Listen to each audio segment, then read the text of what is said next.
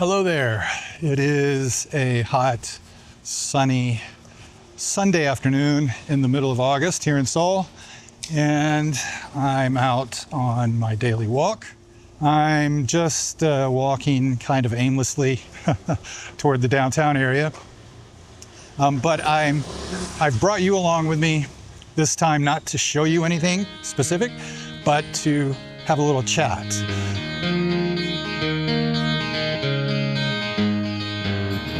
Could you whisper in my ear the things you wanna feel?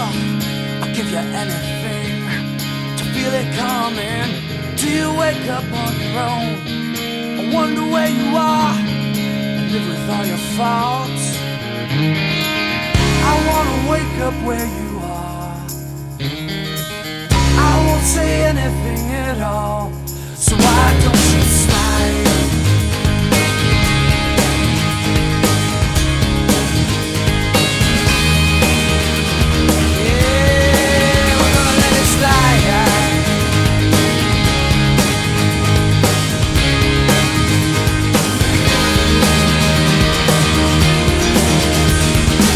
An underlying theme of this channel is change.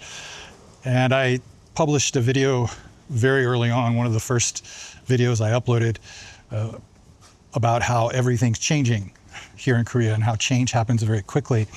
And some of the videos I've published since then have been focused specifically on how something here in Seoul has physically changed, like a neighborhood, right? Or is going to change, or is in the process of changing. But all the change I've been focused on has pretty much been tangible, physical change that you can see, directly with your own eyes. And I haven't talked a lot about, the intangible kinds of changes, social and cultural. And I've made some, references here and there, but haven't made a whole video on anything like that. But I've had a few requests now via email and comments on some of the other videos to talk about some of the more intangible types of change that I've witnessed in the 33 plus years I've been here. Can you believe it? I'm 2 months into my 34th year already. I've got to start talking about 34 years in Korea pretty soon. It's just going by so fast. But back to the intangible change. That's what I'm here for today. I'm just going to walk around and tell you about a few ways that Korea has changed intangibly since I've been here. And I want to start with something that I have actually referenced briefly in a previous video, but to kind of set the stage, I'm going to talk about me a little bit first. When I first got here and started picking up the language, it was a long time before I was comfortable actually speaking it by myself in public. If I was having a quiet conversation in a restaurant or a bar or whatever with somebody, and what little Korean I knew, that was okay.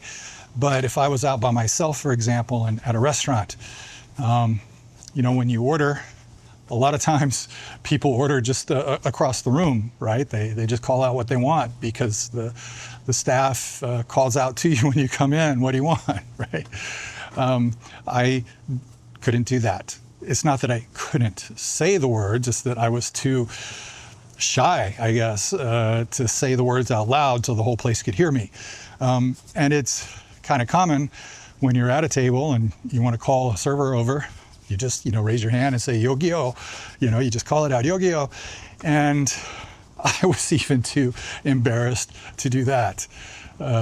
It took me a long time to get over that hump to be able to go out by myself to eat and actually raise my hand and say that out loud, loud enough for everybody to hear me. And the reason I say that is because I want to emphasize that this first point I'm going to make, this first change I'm going to talk about, is not about language, okay? It's not about the ability of Koreans to speak English or not speak English. And before I continue, look at this. This is one of the things I like about this area. We get a few little alleyways with these old places like this. Really cool stuff. I just, want to emphasize that it's not about English. It's just about the comfort and confidence in one's ability to communicate with, people who speak a different language. And I was in Korea, so I was trying to learn Korean. I was trying to speak Korean, but I was too shy to do it in those situations. So anytime I walked into a place thinking, oh gosh, I'm going to have to speak Korean where everybody can see me, I was always hugely relieved when the staff would speak to me in English when that happened. And it was just, whew. And conversely, the same thing happened in the other direction. I think I may have mentioned this story before, how when I would walk into a McDonald's or a Burger King or whatever, and the young person at the counter would see me coming, and you could just see this look of terror on their face because they know they're going to have to speak English. Even though I speak Korean and spoke Korean, then they didn't know that. So in their mind, they're just thinking, oh my gosh, here comes a foreigner. I'm going to have to speak English. And they're looking around for help. Usually there's somebody on the team who speaks English better than anybody else. But then once I got up there and I ordered in Korean, the relief was visible. It just washed across their faces, right? This is something that has just changed dramatically. If I go into those places today, if I go into a McDonald's or a Burger King today, well, first of all, they have the kiosks now. So it's self-order. So maybe that renders my story moot. But prior to the self-kiosks, I noticed this change happening a few years ago. People, I don't see that look of terror anymore. That look of, oh my God, it's a foreigner, I've got to speak English. That I just don't see that anymore. And I found that, whatever kind of shop I go into, a restaurant, a store, coffee shop, whatever, the people who work there are just as likely to speak Korean to me as they are to speak English. I mean, it's just, nobody would ever speak Korean to me 30 years ago when I first walk in. They just assume they had to speak English. And then they start worrying about their ability to speak English. But today, it's pretty common for people to speak Korean to me when I walk into a shop.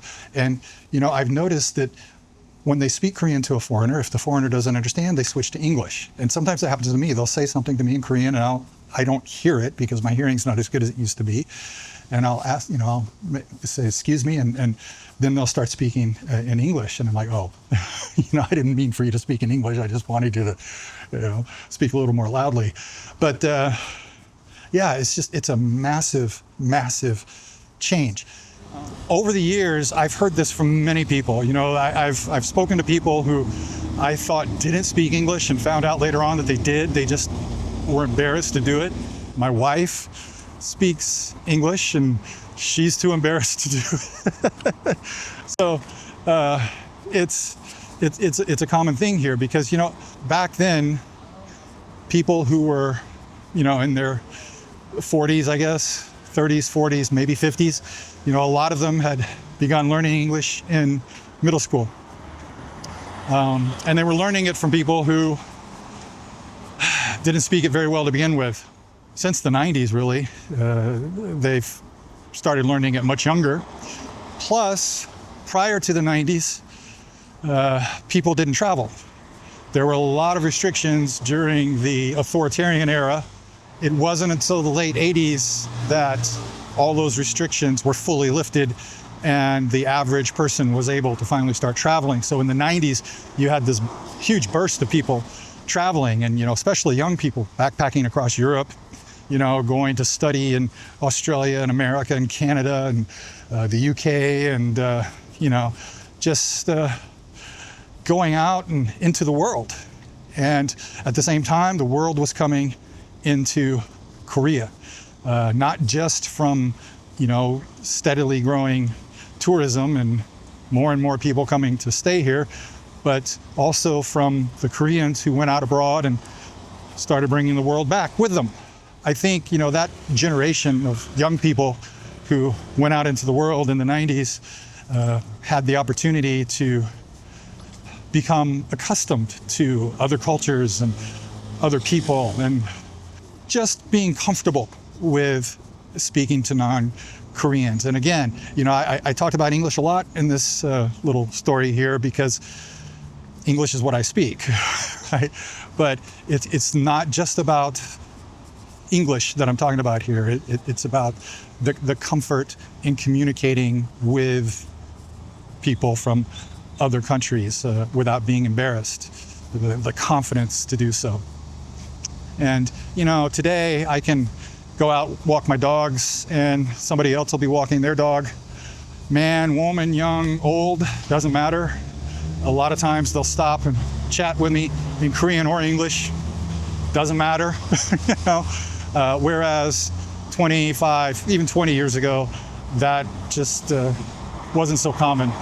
It happened, of course. There were always people who were willing and able to communicate and hang out and chat, but it's just so much more common today. So another thing that's changed, and you wouldn't know it if you just, arrived here today, is how people express themselves, right?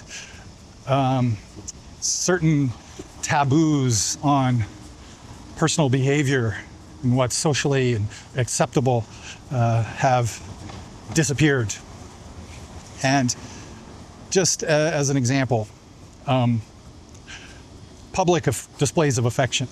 30 years ago, you would see, young couples holding hands, maybe walking with their arms around each other, but you didn't see people kissing in public.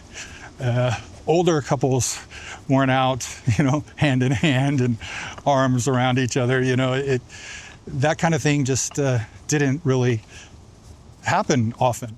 I'm not going to say I see it all the time. It's not like people are making out all over the place in public. It's not like that, but it happens now, and it didn't happen back then. Men and short pants. 30 years ago, men just generally didn't wear short pants outside. Today, you see them wear them all over the place, right? Tattoos, people didn't display tattoos 30 years ago. If they had tattoos, they kept them hidden. Today, it's perfectly fine. So many people walk around showing tattoos on their ankles, on their shoulders, on their arms. And women wear more revealing clothing today than they used to.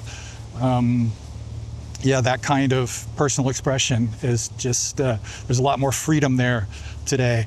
And along the same lines, I'm going to count this as personal expression also. Doing things solo. People going out to eat alone or going to a movie alone. That just did not happen 30 years ago. If you went out to eat by yourself back then or went to a movie by yourself, people would look at you and, so sorry for this guy. What's wrong with him? Must be sad. It was an embarrassing thing. You just did not do that kind of thing by yourself. And yet today, there are restaurants serving food that is normally served in group portions, like barbecue, right? Korean barbecue. Everybody knows Korean barbecue. People just didn't go to barbecue restaurants solo, but now they have barbecue restaurants that have solo portions, and they're advertised as solo barbecue restaurants. So that's a huge change. And I was noticing people watching movies alone, a few years back before COVID even. I started noticing that solo activities or doing activities solo just was not so common 30 years ago, but it's pretty normal now. Smoking, that's another thing that has changed in the last 30 years, smoking culture.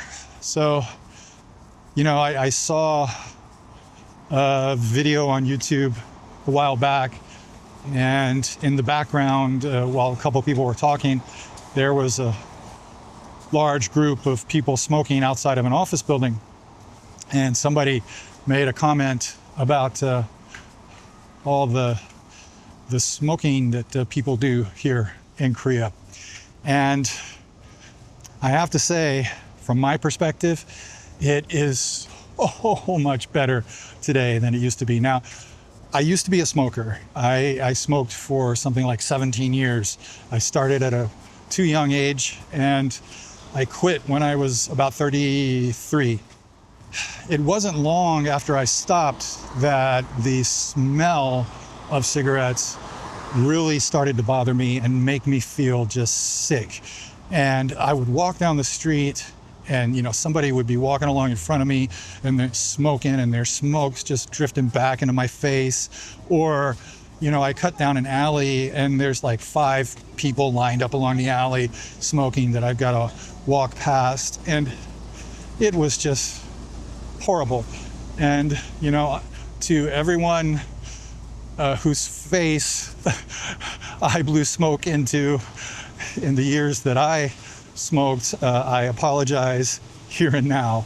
It's not a pleasant experience.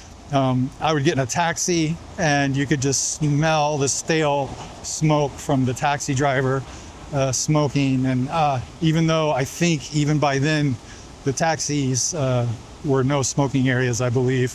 I'm not sure exactly when that started, but that is something that the government did initiate and that eventually took hold. But today, you can walk for kilometers on the main streets and you won't see anybody smoking sometimes, because on the big streets now it's illegal, right? It started on Gangnam-daero, Gangnam Boulevard, and then it spread throughout the city. You're not allowed to smoke within a certain distance of the subway. 10 meters, right here. No smoking within 10 meters of all subway entrance boundaries. You'll find no smoking signs all over the place. There's no smoking allowed at restaurants and bars. They have designated smoking areas now, even outside office buildings. You can't smoke in the offices anymore. And so the reason you'll find a group of people smoking outside of an office building is because that's the only place they can smoke. That's the designated smoking area. Now, you'll still find people down alleys smoking and whatnot, but it's nowhere near as bad as it used to be. Now, I think this is a good opportunity to let you know, if you haven't read about this in one of my blog posts already, I'm going to be giving away a book related to this topic. It's not so much about change since the 90s, but just about how things were in Korea in the 90s from my perspective as an expat back then. I just, I talk about the chaos of driving in Korea. I talk about some, problems with anti-Americanism. I talk about the lifestyle in Itaewon, where all the foreigners hung out. Just a lot of individual chapters, well, not a lot, but several individual chapters focused on specific aspects of life in the 90s in Korea from the perspective of an expat. And again, I'm giving it away. I'm not selling it. I will be giving it away. It's not available yet. I won't be selling it. It's going to be available on a pay what you want basis. So if you are willing to give me a little bit of money for it, I'll be happy to take it. If not, it's yours completely free, no strings attached. There's not going to be a mailing list. I'm not trying to funnel you anywhere or upsell you on anything. It's just something to supplement and complement the channel here. My whole purpose for being here is to talk about Korea from my perspective and my interests, and the book is just another way of doing that. And if I were selling it, I would be narrowing the scope of my audience. It's my goal to get this out there to as broad an audience as possible. I don't want to artificially narrow that audience by, putting a price tag on it. So the book will be yours if you want it, if you want to get it for free, and that's that. So I guess I'm sponsoring myself here with a free product. Don't you love the life you kill? The priest is on the phone. Your father hit the wall. Your mom disowned you. Don't suppose I'll ever know. So it means to be a man, or something I can exchange. I live around here. I wanna wake up where you are. I won't say anything at all. So why don't you slide?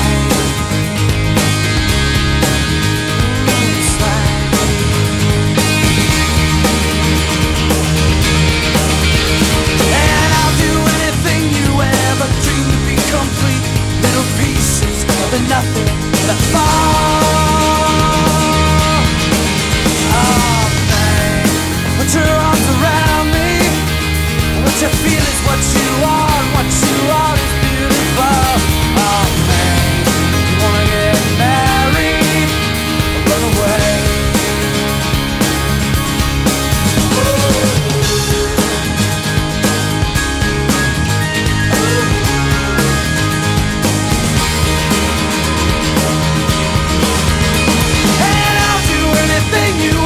Dream to be complete, little pieces of the nothing that fall. Oh man, put your arms around me. What you feel is what you are, and what you are is beautiful.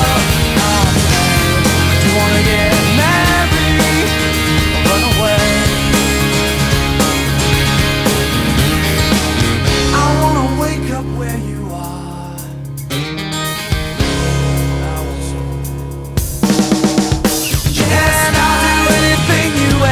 Dream to be complete. Yes, pieces of the nothing that fall. And I'll do anything you ever dream to be complete. Yes, pieces of the nothing that fall. All night. Wow, just slide into my room. Just slide into my room. And I will run away, run away.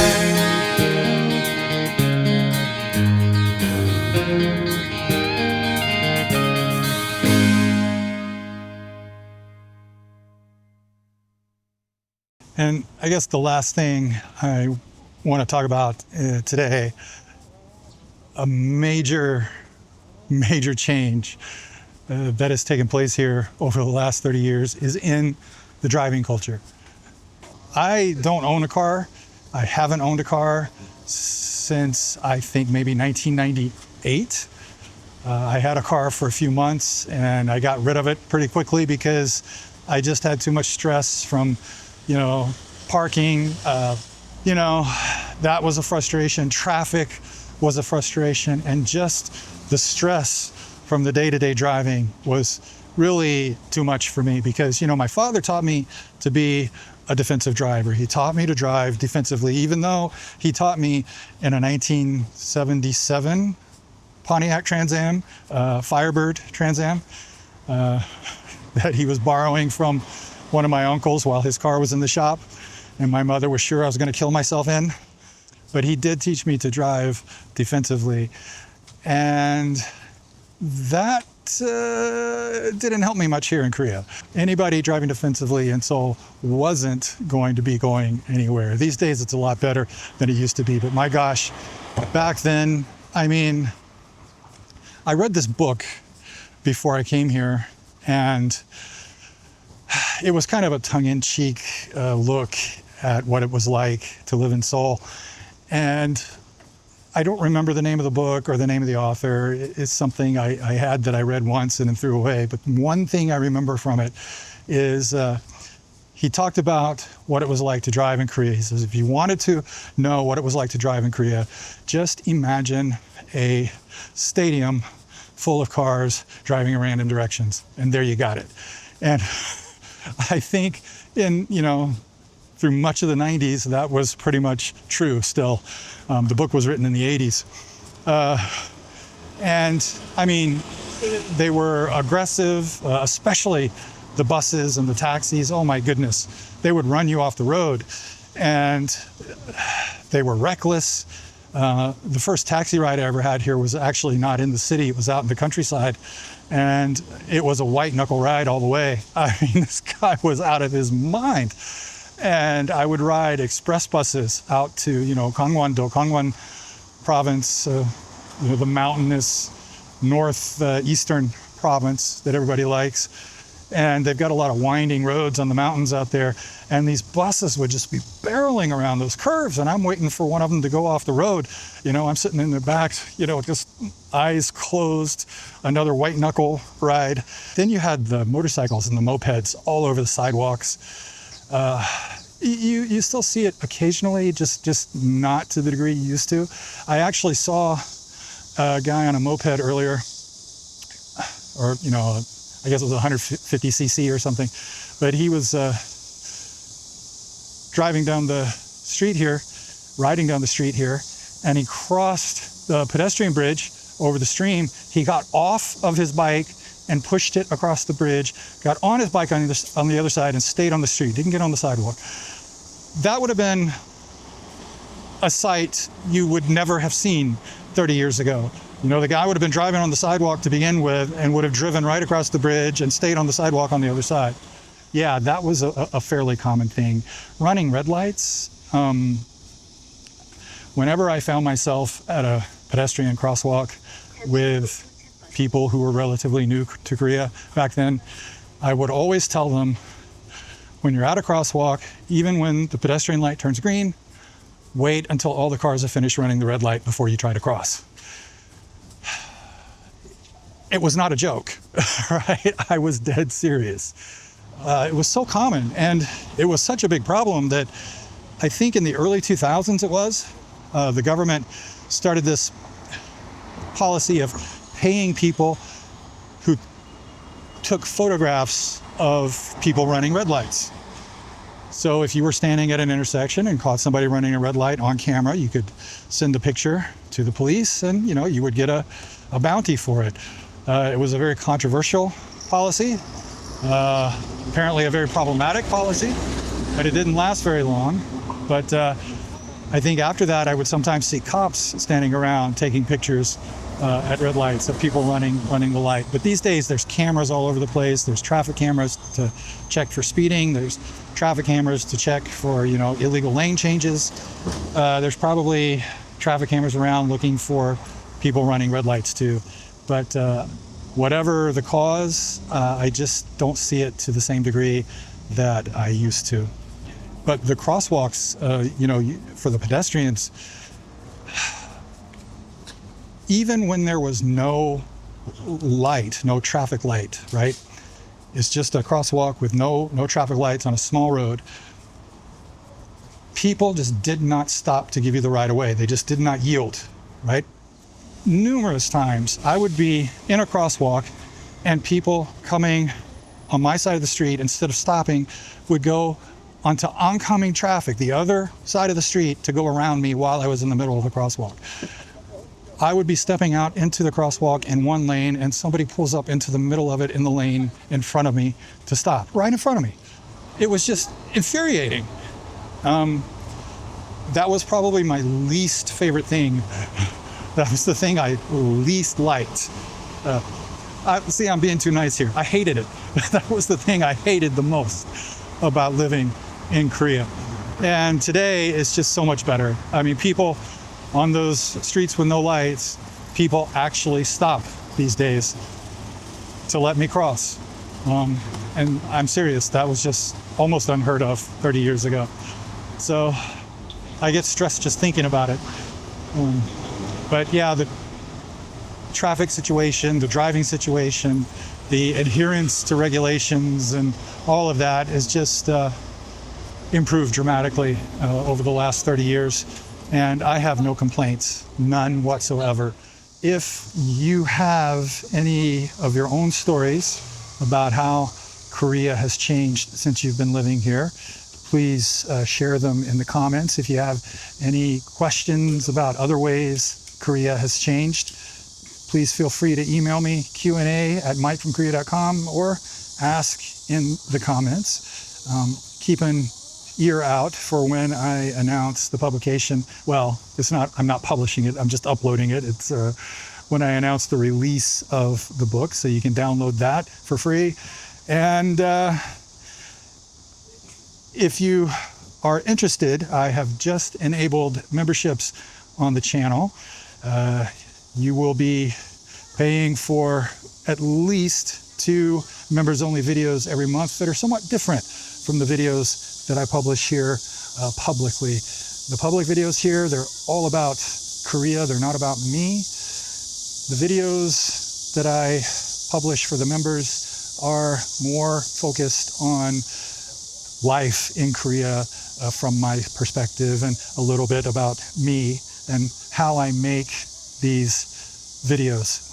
So if you're interested in that, just look for the join button beneath this video or in any video I publish here, and come check it out. Maybe you'll like it. And that's all I have for now. So thanks for watching as always, and liking and subscribing, and I will see you next time. Bye-bye.